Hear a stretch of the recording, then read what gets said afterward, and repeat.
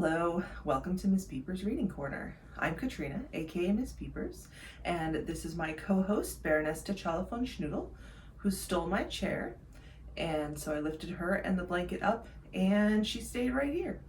So here we are. Let's talk about books.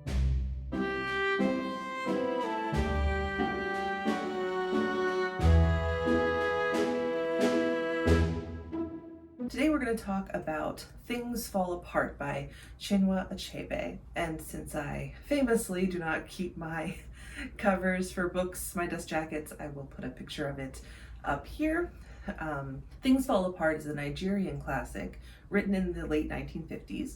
And Chinua Achebe actually wrote this book in English, which was his second language. He was seeking to tell an African story from an African perspective. Up until the time that this was published, most of the stories that were written about Africa were written by Europeans. And of course, when a European writer writes about Africa, you're getting the colonizer's viewpoint of that area, of the people who live there.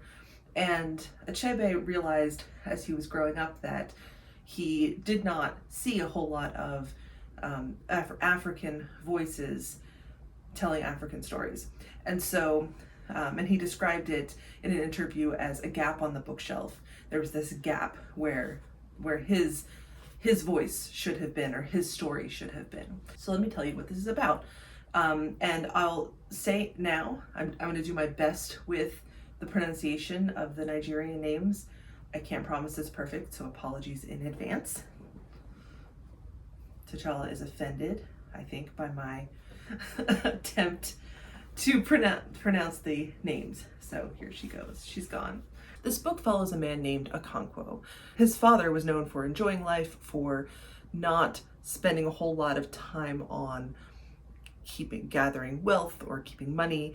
And in the economic structure of this village, a son inherits whatever his father has left, of course, if there is anything, which in Okonkwo's case, there wasn't. And he has an opportunity to build his own wealth, in this case, by farming. So Okonkwo, as a young man, after his father dies, borrows basically takes out a loan from another member of the village to buy yam seeds so that he can start his own farm. And he, through hard work and hyper focus on productivity and success, he manages to build up a fair amount of wealth. He ends up marrying 3 wives and having several children, and so he's become a success in his village, in his society. And so throughout this story, Okonkwo has a massive chip on his shoulder about his father having left him nothing, so he's had to build everything himself. So he is very much self-made and very proud of that fact. And he holds an exacting standard for his family, for what he wants his sons to become.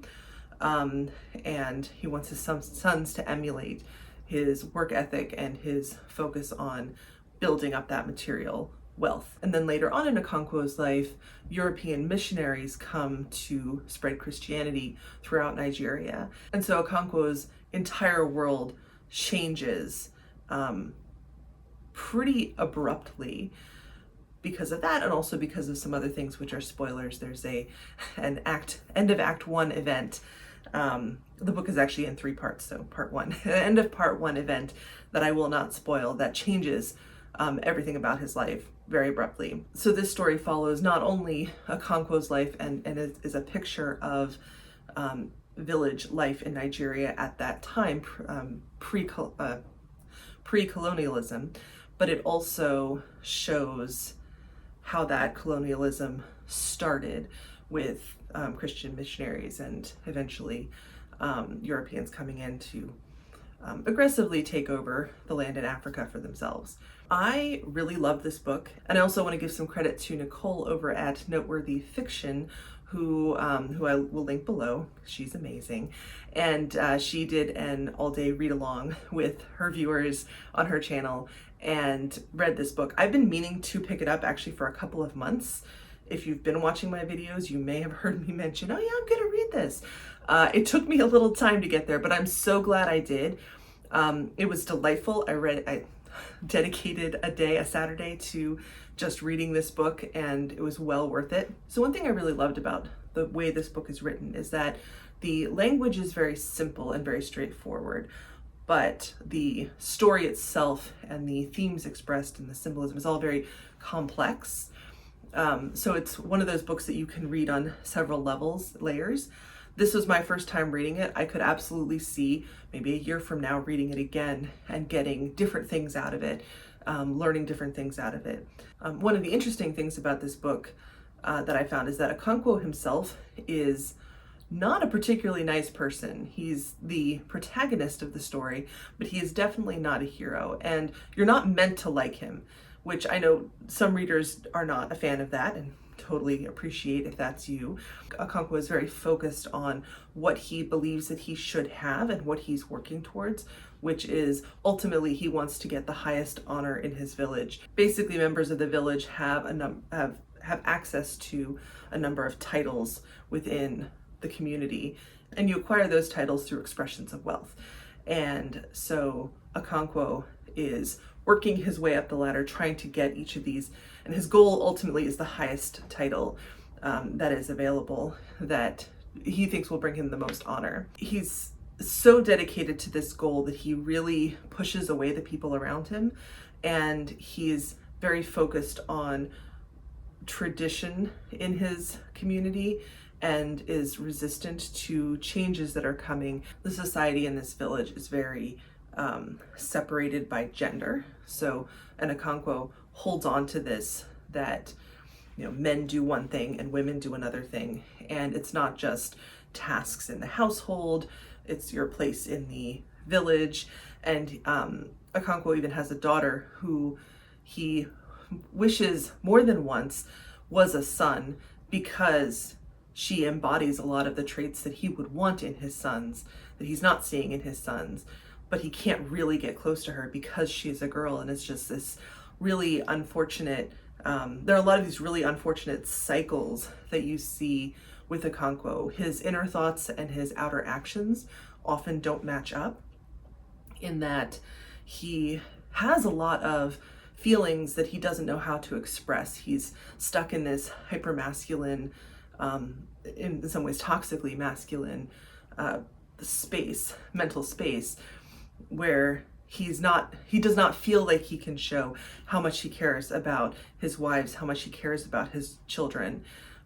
There's one scene, for example, in which one of the religious leaders comes and says, "I need to take your daughter for religious purposes," and you don't say no.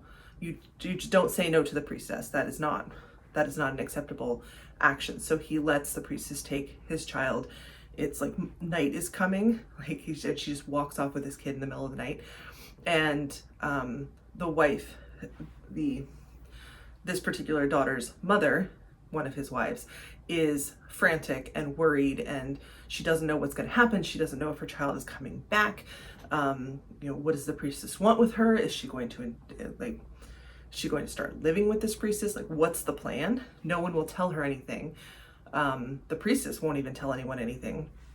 And so when the priestess leaves with the daughter, the wife follows at a distance to make sure that her daughter is okay. And Okonkwo tells her, like, that's ridiculous. Why would you don't worry about it. It'll be fine. You're worrying over nothing. So she follows her daughter and her priestess as they walk through the countryside at night. And they trails them to another village, and then up into the cave where the priestess where the shrine to this particular deity is located. And when the mother gets there, she sits outside of the cave and waits. She falls asleep. She wakes up, and Okonkwo is there. And Okonkwo is like, "See, I told you there was nothing wrong. Why are you waiting here? Like, just come back, come home, just go home. I'll wait. It'll be fine." And she refuses to go. And then we learn that not only did Okonkwo come this time, he'd already made the trip to this cave several times in the night, but he will never acknowledge that to his wife because he doesn't want her to know how worried he was about his daughter when he said, we can't be worried. Don't worry about a thing. And this kind of interaction, there are a lot of scenes like that throughout the book. This kind of interaction is so heartbreaking because Okonkwo believes that that show of emotion, it would be a show of weakness as well, and something that a man could not do. He feels like it's a womanly show of emotion, so he won't do it. But of course, the irony is that his wife would in fact think more of him if she knew that he felt this way, but he just can't bring himself to do it, and he doesn't understand how anyone could feel that way. Another thing that I really liked about this book was all of the details about the traditions that the Nigerian people had in this particular part of what is now Nigeria, which is where Achebe himself comes from. There are a lot of rituals and significance just to everyday life. For example, when somebody visits somebody else's home, the host and the guest split a kola nut. And the kola nut, incidentally, is one of the initial sources of Coca-Cola, hence the name. The nut is spelled with a K as opposed to a C, like the drink. And the kola nut is split, and it's this sharing of food that cements the host and the guest together. The titles within the village are gained by providing food for the village in a feast, displaying your wealth, but also doing it in a way that is productive for the community. All of these traditions are about bringing people together and cementing the relationships between the people in an area. There are also, of course, some traditions that are not as pleasant. For example, one of Okonkwo's wives has a series of miscarriages, and the people in this village believe that when a woman miscarries multiple times, it is because there's an evil spirit that has attached itself to the child and continues to end the pregnancy. And so they have a ritual whereby they dispose of the fetus in an unmarked grave, and there's a ritual around that is meant to dispel the beast, and then they seek out a stone that is said to be an anchor point for that spirit so that they can destroy it, cast it out.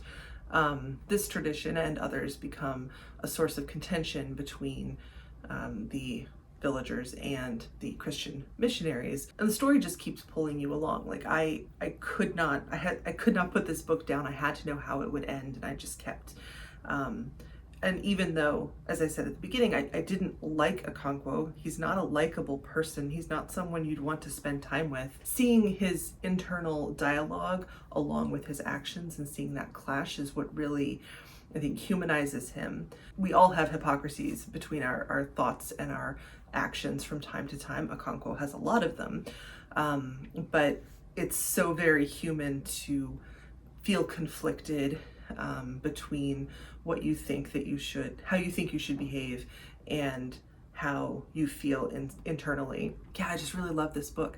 I would be remiss if I did not mention content warnings, because there are quite a few. There is a fair amount of violence. There is domestic abuse, and as I mentioned, miscarriage, and violence against children, religious persecution, honestly in both directions, between from the missionaries and also towards them, and suicide and self-harm. It's definitely not a light and fluffy book, but the title, Things Fall Apart, probably should have warned you of that. Things definitely fall apart, and it's from a number of directions, and it's just so beautifully written. I had never read Achebe before. I'm very excited to read more from him. Certainly the sequel to this book, but also I believe he wrote some poetry as well. I'm not a huge poetry fan, but I might give that a try and see how it sits with me. So anyway, yes, this is a new favorite. I do very highly recommend it. Have you read Things Fall Apart or anything else by Chinua Achebe? If so, let me know in the comments what you thought, and either way, I will see you in the next one.